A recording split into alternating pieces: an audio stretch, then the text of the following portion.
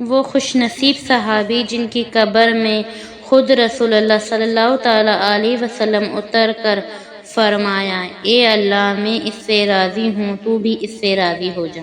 ایک یتیم بچہ تھا، اس کا نام عبداللہ تھا۔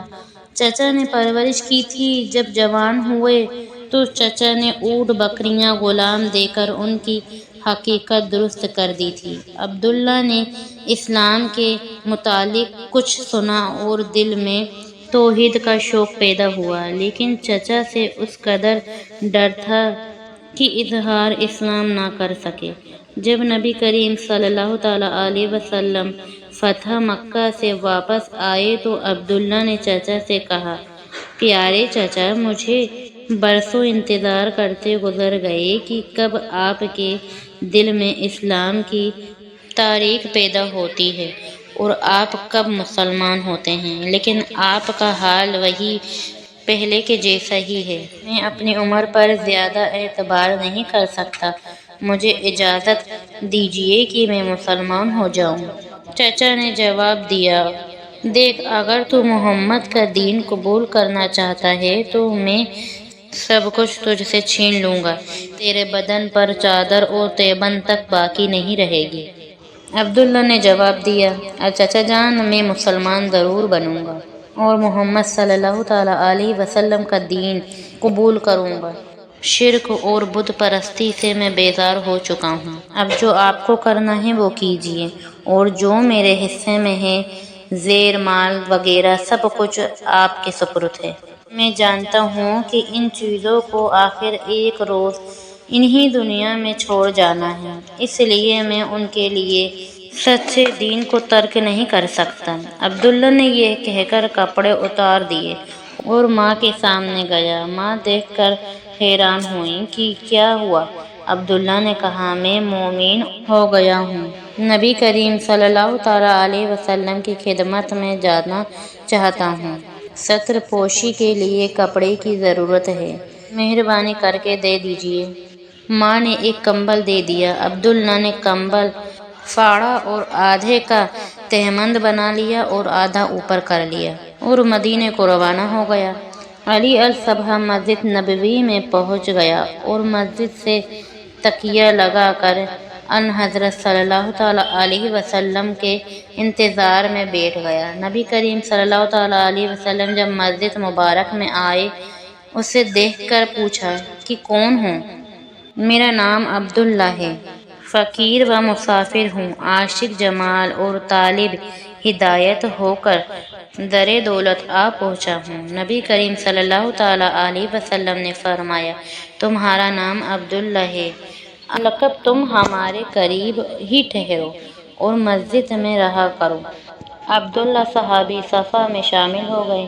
نبی کریم صلی اللہ تعالیٰ علیہ وسلم سے قرآن سیکھتا اور دن بھر عجب ذوق و شوق اور خوش و نشاط سے پڑھا کرتا تھا۔ ایک دفعہ حضرت عمر فاروق رضی اللہ عنہ نے کہا کہ لوگ تو نماز پڑھ رہے ہیں اور یہ اعرابی اس قدر بلند آواز سے ذکر کر رہا ہے کہ دوسروں کی کراہیت میں مزاحمت ہوتی ہے۔ نبی کریم صلی اللہ تعالیٰ علیہ وسلم نے فرمایا، عمر، اسے کچھ نہ کہو کہ یہ خدا اور رسول کے لیے سب کچھ چھوڑ چھاڑ کر آیا ہے۔ عبداللہ کے سامنے غزو و تعاقب کی تیاری ہونے لگی تو یہ بھی رسول اللہ صلی اللہ علیہ وسلم کی خدمت میں آئے اور عرض کیا، رسول اللہ، دعا فرمائیں کہ میں بھی راہ خدا میں شہید ہو جاؤں۔ نبی کریم صلی اللہ تعالیٰ علیہ وسلم نے فرمایا، جاؤ کسی درخت کا چھلکا اتار لاؤ۔ عبداللہ نے ویسا ہی کیا اور لے آئے تو نبی کریم صلی اللہ تعالیٰ علیہ وسلم نے وہ چھلکا ان کی بازوؤں پر باندھ دیا اور زبان مبارک سے فرمایا، الہی، میں کفار پر اس کا خون حرام کرتا ہوں۔ عبداللہ نے کہا، یا رسول اللہ، میں تو شہادت کا طالب ہوں۔ نبی کریم صلی اللہ تعالیٰ علیہ وسلم نے فرمایا، جب اللہ کے راستے میں نکلو اور پھر بخار آئے اور مر جاؤ تب بھی تم شہید ہی ہوگے۔ تبوک پہنچ کر یہی ہوا کہ بخار چڑھا اور انتقال کر گئے۔ بلال بن حارث مزنی رضی اللہ عنہ کا بیان ہے کہ میں نے عبداللہ کے بدن کی کیفیت دیکھی ہے۔ رات کا وقت تھا، حضرت بلال رضی اللہ عنہ کے ہاتھ میں چراغ تھا، حضرت ابو بکر عمر رضی اللہ عنہم ان کی لاش کو لحد میں رکھ رہے تھے۔ نبی کریم صلی اللہ تعالیٰ علیہ وسلم بھی ان کی قبر میں اترے اور حضرت ابو بکر و عمر رضی اللہ عنہ سے فرمایا، اپنے بھائی کو مجھ سے قریب کرو۔ ان حضرت صلی اللہ تعالیٰ علیہ وسلم نے قبر میں اینٹیں بھی اپنے ہاتھ سے رکھیں اور پھر دعا میں فرمایا، اے اللہ میں اس سے راضی ہوں، تو بھی اس سے راضی ہو جا۔ حضرت ابن مسعود رضی اللہ عنہ فرماتے ہیں کہ کاش اس قبر میں دفن کیا جاتا۔ تو یہ واقعہ ایک یتیم بچے کا درد بھرا واقعہ ہے۔ اگر آپ کو یہ واقعہ پسند آیا ہو تو اس کو لائک اینڈ سبسکرائب شیئر ضرور کیجیے گا۔ السلام علیکم ورحمۃ اللہ وبرکاتہ۔